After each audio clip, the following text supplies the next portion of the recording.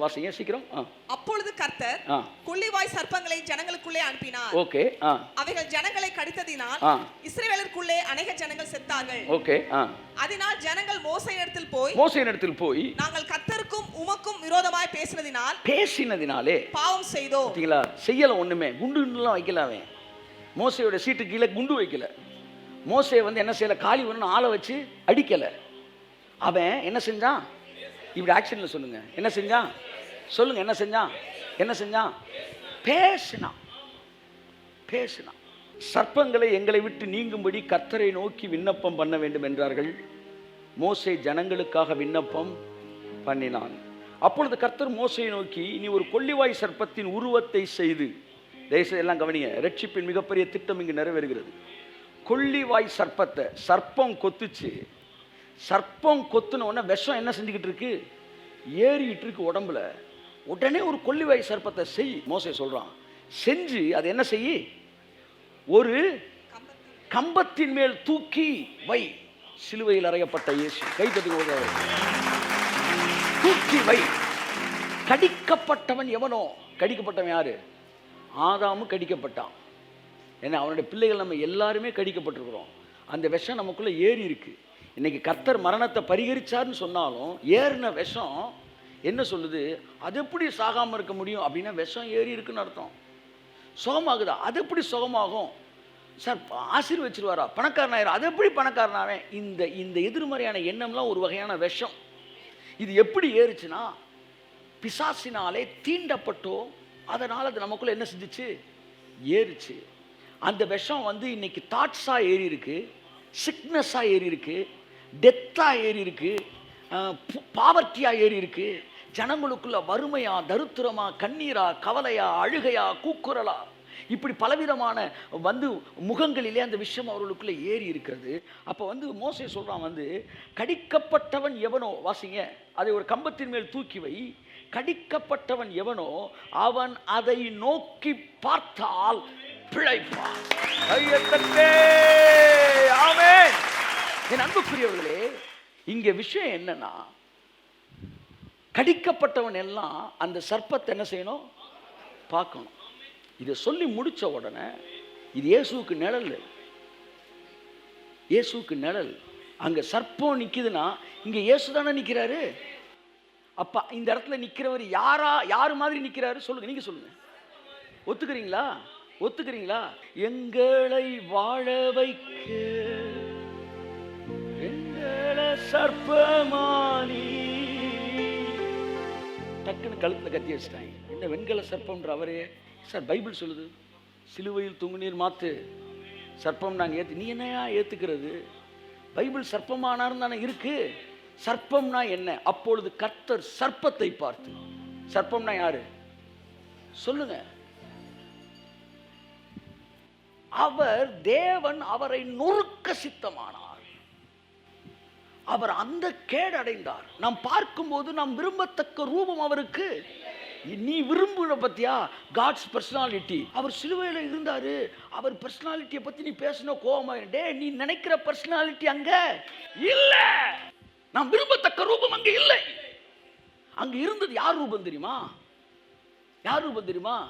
கருமமாயி போன நாரி நசத்து போன ஓ உருவமும் ஏன் உருவமும் சேர்ந்துதான் அங்க போய் அவர் உருவத்தை கெடுத்து அங்க நின்னுச்சு. அங்க இயேசு இல்ல. அங்க நீயும் நானும் தான் அங்க இருந்தோம். இங்க இப்ப நான் இல்ல, அங்க இருந்த அவர் தான் இப்ப இங்க இருக்கிறார். ஆமென். That's what the greatest exchange in the human history. என்ன செய்ய சொன்னார்னா, ஒரு சர்ப்பத்தை செய்யன்னு சொன்ன உடனே இந்த இவன் மோசே வெண்கலத்துல செய்யறான் சர்ப்பத்தை. வெண்கலம் அந்த காலத்தில் எதுக்கு தெரியுமா செய்வாங்க? சொல்லுங்க பார்ப்போம். வெண்கலம் எதுக்கு செய்வாங்க? கண்ணாடி. அந்த கண்ணாடி கண்டுபிடிப்பதற்கு முன்பாக வெண்கலத்தில் தான் கண்ணாடி, வெண்கல சீட்டில் தான் கண்ணாடியாக பார்ப்பாங்க. யாத்ரா 38:8 இருக்கு. கண்ணாடி முகம் பார்ப்பதற்காக, அதாவது மேக்கப் செட்டு அப்படின்னே வருது. அதில் இந்த அந்த விஷயங்கள்லாம் அந்த வெண்கலத்தில் தான் பார்ப்பாங்கலாம். வாசிங்க. ஆசரிப்பு கூடாரத்தின் வாசலில் கூட்டம் கூட்டமாய் கூடின ஸ்திரீகளின், அப்ப கூட ஸ்திரீகள் தான் வராங்க. கண்ணாடின்னு ஸ்திரீகள் வந்துட்டாங்க பாருங்க. கையை தட்டி நீங்க டக்குன்னு. உங்க எல்லாரும் பையிலையும் பேனா இருக்கும். ஆனால் இப்போ இந்த பக்கம் செக் பண்ணோம்னா பாதி பேர் கையில் கண்ணாடி இருக்கும். அப்போ கண்ணாடி வெண்கலம் வந்தோன்னா திரும்ப வாசிமா வாசிய ஆசரிப்பு கூடாரத்தின் வாசலில் அங்கேயுமா சரி கூட்டம் கூட்டமாய் கூடின ஸ்திரீகளின் தர்ப்பணங்களாலே, தர்ப்பணங்கள்னா என்ன? மேக்கப் செட்டு தலங்களாலே ரைட் ஓகே. வெண்கல தொட்டியையும், வெண்கல தொட்டியையும் அதன் வெண்கல பாதத்தையும் உண்டாக்கினான். இங்க பாருங்களேன், வெண்கலத்தை தான் முகம் பார்க்கறதுக்கு வைப்பாங்க. என்னன்னா இந்த மோசே என்ன செஞ்சான்? வெண்கலத்துல சர்ப்பம் செஞ்சான். அப்படின்னா அந்த வெண்கலத்தை பார்க்குறப்ப அங்க இயேசு இல்லை, நான் தான் அங்க இருக்கிறேன். கையத்தட்டு ஆமே. ஏனென்றால் வெண்கலம் என் முகத்தை காட்டும், என் முகத்தை காட்டும். அந்த நாட்களில் கண்ணாடி தான் கண்ணாடிக்கு பதிலாக வெண்கலம் தான் கண்ணாடி. அப்போ வெண்கல சர்ப்பம் என்பது இயேசுவோட பர்சனாலிட்டி இல்லை. அந்த வெண்கல சர்ப்பத்தை பார்க்குறவே முகம்லாம் அங்கே தெரியுது. அப்படின்னா என்ன அர்த்தம்னா நம்ம எல்லாருடைய பாவமும் அங்கே ரிஃப்ளெக்ட் ஆகுது. அங்கே தொங்கிட்டு இருக்கிறது இயேசு இல்லை, அங்கே தொங்கிட்டு இருக்கிறது நம்ம எல்லாருடைய பாவமும். நம்ம எல்லாரும் தான் அங்கே தொங்கிட்டு இருக்கிறோம். ஸோ அந்த வெண்கல சர்ப்பம் ஒன்றை ரிஃப்ளெக்ட் பண்ணுது, அது அவர் இல்லை, நீ. அப்ப எங்களை வாழ வைக்க வெண்கல சர்ப்பமானீர். இயேசு சொன்னார். இதை நம்மளாம் இன்டர்பிரேஷன் பண்ணா நீயா இன்டர்பிரேட் பண்ணணும்னு சொல்லுவீங்க. ஆனால் இயேசு ரொம்ப தெளிவாக சொல்லிட்டாரு, மனுஷகுமாரன் மனாந்திரத்திலே கொள்ளிவாய் சர்ப்பம், அந்த சர்ப்பம் உயர்த்தப்பட்டது போல மனுஷகுமாரனும் கம்பத்தில் உயர்த்தப்பட வேண்டும். நான் உயர்த்தப்பட்டிருக்கும் போது எல்லாரையும் என் அண்டை இழுத்துக் கொள்ளுவேன். இந்த வசனத்தில் ஒரு தப்பு மிஸ்டேக்கு. தமிழில் எல்லாரையும் இழுத்துக்கொள்வேன் அப்படின்னு ஆங்கிலத்தில் இருக்கு. ஆனால் மூல மொழிபெயர்ப்பில் எல்லாரையும் இழுத்துக்குவேன் இல்லை, எல்லாத்தையும் இழுத்துக்குவேன் இருக்கு. எல்லாத்தையும்னா என்ன அர்த்தம்? எல்லாரையும் வேற, எல்லாத்தையும் வேற. அவர் சிலுவையில் உயர்த்தப்படும் போது இந்த உலகத்தில் இருக்கிற எல்லா பாவத்தையும், எல்லா சாபத்தையும், எல்லா வியாதியையும், எல்லா அக்கிரமத்தையும், எல்லா கண்ணீரையும், கவலையும், மரணத்தையும், அவர் எல்லாவற்றையும் நான் இழுத்து கொள்ளுவேன். கையை தட்டுங்க. ஆமென்.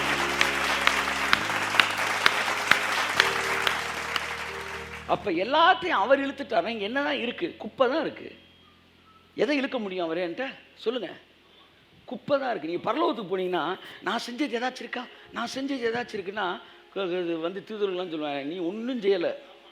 இல்லை இங்கே வந்ததுக்கு நான் செஞ்சது ஏதாச்சும் இருக்கா, நான் செஞ்சது ஏதாச்சும் இருக்குன்னா மண்டையில் அடித்து நேராக கூட்டிகிட்டு போய் ஏசுனார் கையை காட்டுவாங்க. இந்த ஓட்டை இருக்குது பார்த்தியா, அவர் வாங்கின அடி, அவர் வாங்கின காயம், இது தான்டா நீ கொடுத்தது. அவர் கையில் இருந்த காயம் தவிர வேறு எதுவுமே நீங்கள் கொடுத்தது கிடையாது. என் அன்புக்குரியவர்களே, எத்தனையோ பேர் காயத்தை தழும்பு இல்லாமல் சுகப்படுத்தின தேவன் இன்னைக்கு வரைக்கும் அந்த தழும்பை மெயின்டைன் பண்ணி வச்சிருக்கிறார்னா, இன்றைக்கும் உனக்காக நான் பட்ட பாடு வேலை செய்து கொண்டுதான் இருக்கிறது என்பது உனக்கு காட்டுறேன்.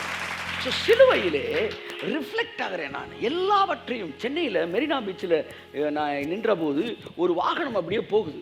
அந்த வாகனம் சும்மா அப்படியே என்னங்க வாகனம்னு கேட்டால், அது வந்து குப்பையை ஃபுல்லாக அள்ளுறதுக்கு. இவங்க வந்து சாப்பிட்டு போடுறது, இவங்க தின்னுட்டு போட்ட குப்பை, அந்த கடலை இது அது எல்லாம் அப்படி போட்டு குப்பையாக்கிறாங்களா. இப்போ இந்த மெரினா பீச்சில் இருக்கிற அந்த அந்த அந்த ஒரு வாகனம் இருக்குது பார்த்தீங்களா, அது அப்படியே தரையில் அப்படி என்னமோ செஞ்சு அப்படியே வர வர வர அந்த அந்த அந்த அந்த வாகனத்துக்கு பின்னாடி எல்லாம் சுத்தமாகிட்டே வருது. இது போக போக போக பீச்சே சுத்தமாகுது. பீச்சு சுத்தமாக சுத்தமாக வண்டி அழுக்காகிட்டே இருக்கு. This is what done on the cross. இந்த உலகமே சுத்தமானதுனால அவர் அழுக்கானாரு. இந்த உலகம் சுத்தமாச்சு, அதனால் அவர் அழுக்கு ஆனாரு. ஏசாயா 53:2 வாசிங்க. இளங்கிளையை போலவும் வறண்ட நிலத்திலிருந்து துளிர்க்கிற வேரை போலவும் சீக்கிரம் அவனுக்கு முன்பாக எழும்புகிறார். அவருக்கு அழகும் இல்லை, சௌந்தரியமும் இல்லை. கை தட்டுங்க ஒரு அவருக்கு. அழகுதான் என்ன? அழகும் இல்லை, அடுத்து சௌந்தரியமும் இல்லை. இல்லை. அவரை பார்க்கும்போது நாம் அவரை விரும்பத்தக்க ரூபம் அவருக்கு இல்லாதிருந்தது. பாத்தீங்களா? நீ என்ன நினைச்சு விரும்புனியோ அதெல்லாம் அங்க இல்ல சாமி, அது இங்க இல்ல சாமி. அப்ப அது எங்க போச்சு சாமி? அது இங்க வந்துருச்சு சாமி. அப்ப அவர் ஏன் சாமி அப்படி ஆனாரு? அது நீ சாமி, உன் மேல இருந்த அக்கிரம சாமி. அதனால தான் வெண்கல சர்ப்பத்தில் ஏன் வெள்ளியில செய்யல? ஏன் வந்து தங்கத்தில் செய்யலை? ஏன்னா வெண்கலம் தான் உங்கள் ஃபேஸை அப்படியே ரிஃப்ளெக்ட் பண்ணும். அங்கே தொங்கிட்டு இருக்கிறது நீ, அங்கே செத்தது நீ, இங்கே வாழ்கிறது நான் அல்ல, கிறிஸ்துவே என்னில் வாழ்கிறேன். சிலுவையை பார்த்தா நீ எப்படி தெரிவியோ அப்படி ஒன்றை பார்த்தா அவர் தெரியணும். ஆமென், ஹல்லேலூயா. ஸோ வெண்கலத்தில் செஞ்ச உடனே அதை நோக்கி பார்க்கும்போது பிழைப்பார்கள் அப்படின்னு சொல்லப்பட்டு, அப்போ சர்ப்பத்தோடைய விஷம் வாசிமா அது ஏறும்போது வாசி. அப்படியே மோசே ஒரு வெண்கல சர்ப்பத்தை உண்டாக்கி அதை ஒரு கம்பத்தின் மேல் தூக்கி வைத்தான். சர்ப்பம் ஒருவனை கடித்தபோது அவன் அந்த வெண்கல சர்ப்பத்தை நோக்கி பார்த்து பிழைப்பான். நோக்கி பார்த்த உடனே அவன் விஷம் என்ன செய்யுமா? சர்ன்னு இறங்கும். நோக்கி எஃப் மேஜர், எங்களை வாழ வைக்க வெண்கல சர்ப்பமானி, எங்களை வாழ வைக்க வெண்கல சர்ப்பமானி, நோக்கி பார்த்ததினா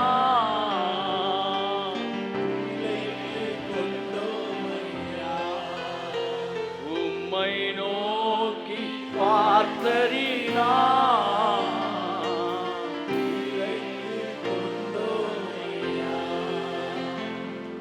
இது நடந்து 2000 வருஷத்துக்கு மேல கழிச்சு, 1500 வருஷத்துக்கு மேல கழிச்சு இயேசு பிறக்கிறாரு. அவர் பிறந்து 30 வருஷம் ஆகி 2000 வருஷத்துக்கு ஏறக்குறைய 2000 வருஷத்துக்கு முன்னாடி சம்பவத்தை தனக்கு கோட் பண்றாருன்னா அது எவ்வளவு சரித்திர முக்கியத்துவம் வாய்ந்த சம்பவம். இந்த வெண்கலம் என்பதற்கு பைபிளில் இருக்கிற ஒவ்வொரு மெட்டலுக்கும் ஒரு மீனிங் இருக்கு. பைபிளில் இருக்கிற ஒவ்வொரு நம்பருக்கும் ஒரு மீனிங் இருக்கு. பைபிளில் கோல்டு அப்படின்னு சொன்னா அது ஃபெய்த்து.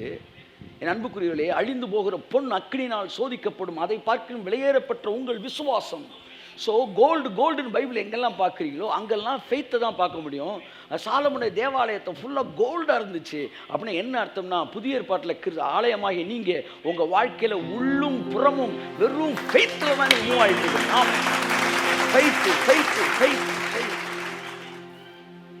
மரம் என்பது மனிதத்தன்மை, அந்த கோல்டுன்றது காட்லினஸ். அப்போ கோல்டு அப்படின்னு பார்த்தீங்கன்னா அது ஃபுல்லாக ஃபெய்த்தை குறிக்குது. சில்வர் அப்படின்னா அது வேர்ட் ஆஃப் காடை குறிக்குது. கர்த்தருடைய வார்த்தை மண் குகையிலே 7 தரம் புடமிடப்பட்ட வெள்ளிக்கு ஒப்பான சுத்த சொல்லாய் இருக்கிறது. அப்போ பைபிளில் எங்கெல்லாம் சில்வர் வருதோ அங்கெல்லாம் என்ன தெரியுமா, என்ன இருக்குமா? Word of God. சில்வரை வந்து நீங்கள் போய் ஒரு ஆசிரியர் கூடாரத்தை வாசிக்கும் போது இந்த லைட்டோட நீங்கள் வாசித்தீங்கன்னா கம்ப்ளீட்டாக மேட்ரு தெரியும் உங்களுக்கு. வெண்கலம் அப்படின்னா ஜட்ஜ்மெண்ட். அவர் பாதங்கள் வெண்கலம், ஜட்ஜ்மெண்ட். அவர் உன் தலையை நசுக்குவார், ஜட்ஜ்மெண்ட். நீ அவர் குதிங்காலை நசுக்குவாய். அப்ப வெண்கலம்னா ஜட்ஜ்மெண்ட். அப்ப சிலுவையில் என்ன நடந்துச்சு? ஜட்ஜ்மெண்ட் நடந்துச்சு. எனக்கு நடக்க போற ஜட்ஜ்மெண்ட், எனக்கு வந்த ஜட்ஜ்மெண்ட் இயேசு பக்கம் திரும்பினால இனிமே எனக்கு நியாய தீர்ப்பு. உண்மையா இயேசுவை ஏற்றுக்கொண்டவர்களுக்கு ஆக்கினி தீர்ப்பு கிடையாது. கிருபை உபதேசத்துல மிக முக்கியமான உபதேசம். ஜட்ஜ்மெண்ட் டேல உனக்கு எனக்கும் ஜட்ஜ்மெண்ட் கிடையாது. ஏனென்றால் அந்த ஜட்ஜ்மெண்ட் 2000 வருஷத்துக்கு முன்னாடியே சிலுவைக்கு டிரான்ஸ்ஃபர் ஆச்சு. நம்மலாம் செத்தோம்னா ஜட்ஜ்மெண்ட்டுக்கு போயிட்டு பரலோகத்துக்கு போகிறதே கிடையாது. சீரியஸாக நான் சொல்கிறேன், பரலோகத்துக்கு போகிறது கிடையாது. நீங்கள் போய் நின்று வரிசையில் நிற்பீங்க, உடனே உங்களை வெயிட்டு போட்டு பார்ப்பாங்க, நீதி ரொம்ப குறைவாக இருக்குது, சிலுவையிலேருந்து நான் வந்திருக்கிறேன், என் நீதி நிறையா இருக்குது, உள்ளே போப்பா. அப்படிலாம் கிடையாது. வெயிட்டே இங்கே போட்டுட்டார். நம்மெல்லாம் ரிசர்வ்டு கேட்டகரி. ஆமாம், நான் போய் நான் இருக்கும் இடத்தில் உங்களுக்கும் ஒரு இடத்தை ரிசர்வ் பண்ண போகிறேன். இயேசுவை ஏற்றுக்கொண்டவனுக்கு பரலோகத்தில் சீட்டு ரிசர்வேஷன். we are reserved. ஆமென் சொல்லுங்க. விஐபி கேடரில் அப்படியே உள்ளே போயிடுவீங்க. என்ன ஒரே கூட்டமாக இருக்காங்க சார், அது ஜட்ஜ்மெண்ட் நடந்துருக்கு சார், நீங்கள் வாங்க சார், நீங்கள் ஏசுனா இருக்கு, நீங்கள் வாங்க.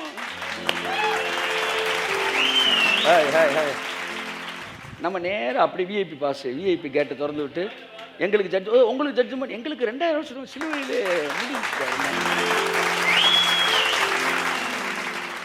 பிரான்ஸ்னா வெண்கலம்னா ஜட்ஜ்மெண்ட்டு எது? நியாயத்து. கடல் தொட்டி, வாட்ஸ் தட்? 2 நாளாகமம் 4ஆம் அதிகாரம் 2:3, 1 ராஜாக்கள் 7:21. இது எல்லாமே எதை குறிக்குது? சாலமன் தேவாலயத்தில் நுழைஞ்ச உடனே ஒரு தொட்டி இருக்கும். அந்த தொட்டி புதிய ஏற்பாட்டில் ஞானஸ்தானத்துக்கு ஒப்பானது. இங்கே தான் சுத்திகரிச்சுட்டு உள்ளே போவாங்க. அப்போ மகாபரிசுத்தத்தில் நுழையிறதுக்கு நீங்கள் ஞானஸ்தானம் எடுக்கப்படணும். ஞானஸ்தானத்துக்கு ஒப்புமையானது அந்த தொட்டி. இந்த தொட்டி எதில் செஞ்சுருக்கிறான்? ஜட்ஜ்மெண்ட்டு வெண்கலத்தில் செஞ்சுருக்கிறான். ஆமேன்னு சொல்லுங்கள். அப்போ நீங்கள் ஞானஸ்தானம் எடுக்கும்போது ஜட்ஜ்மெண்ட் ஆகிய அந்த டெத்து அந்த தொட்டியில் என்ன செய்யுது? முடியுது. நீ ஞானஸ்தானம் பெறுறது வெண்கல தொட்டி. அந்த வெண்கல தொட்டி தான் வந்து ஞானஸ்தான தொட்டிக்கான அடையாளம். கடல் தொட்டி என்று சொல்லப்படுகிற ஆசிரியப்பு கூட இது சாலமன் தேவாலயத்தில். இப்போ என்னென்னா அதில் இருக்க ஒவ்வொன்றும் நீங்கள் வந்து சொல்கிறீங்களே பலிபீடம் வெண்கலத்தில் செய்யப்பட்டிருக்கு அப்படின்னு என்னென்ன அர்த்தம்னா, பலிபீடம் இஸ் ஜட்ஜ்மெண்ட்டு. அதுக்கப்புறம் வந்து நீங்கள் பார்த்தீங்கன்னா அப்பம் வச்ச மேஜை எல்லாமே வந்து டெய்லி ப்ரெட்டு, அதாவது டெய்லி வந்து ரேமிக் வேர்டு, இப்படி வந்து ஒவ்வொன்றுக்கும் வந்து உங்களுக்கு தெரியும். ஸோ இந்த ஞானஸ்தானம் என்பது ஒரு ஜட்ஜ்மெண்ட் உங்களுக்கு முடிஞ்சிருச்சு. ஆமேன்னு சொல்லுங்கள். ஞானஸ்தானத்தில் எல்லாம் சொல்லுங்கள், எனக்கு வர வேண்டிய ஜட்ஜ்மெண்ட்டு முடிஞ்சிருச்சு. என்னை தொத்திக்கிட்டு வந்த எல்லா பார்வனையும் அங்கேயே அழித்து எங்களை அங்கேருந்து விடுதலையாக்கி வெளியே கொண்டு வந்த